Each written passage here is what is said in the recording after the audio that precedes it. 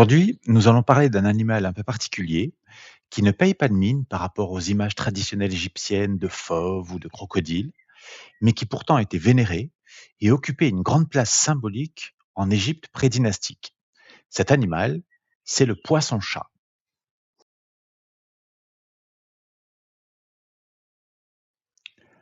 Le poisson-chat électrique du Nil, Malapterurus electricus, est très présent dans le fleuve à l'époque prédynastique.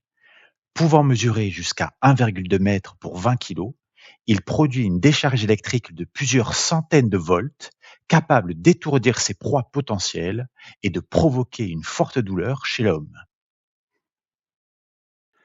Dans l'Égypte prédynastique, la représentation la plus célèbre du Malapterurus est celle utilisée pour écrire la première syllabe du nom Narmer, le mer étant figuré par un outil proche du burin.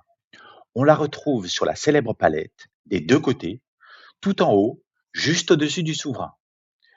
Selon Axel Brémond et Pierre Tallet, c'est aussi ce poisson que l'on retrouve sur certaines images présentes dans la tombe Uji d'Abydos, où Günther Dreyer voit plutôt un plus classique tilapia du Nil, qui correspond au hiéroglyphe K1. Comme le souligne aussi Jean-Pierre Patznik, Malapterurus electricus n'est pas un poisson anodin.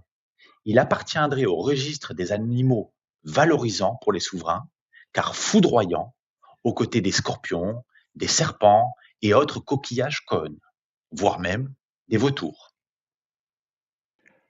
Le poisson-chat est par la suite figuré dans de nombreux mastabas de l'Ancien Empire, tels ceux de Khagemni ou de Ti à Saqqara, des 5e et 6e dynasties. À noter que la déesse Hatmehit, notamment protectrice de Mendès dans le delta, semble être représentée avec un poisson-chat sur la tête, même si d'autres interprétations existent. Elle est attestée dès la 4e dynastie.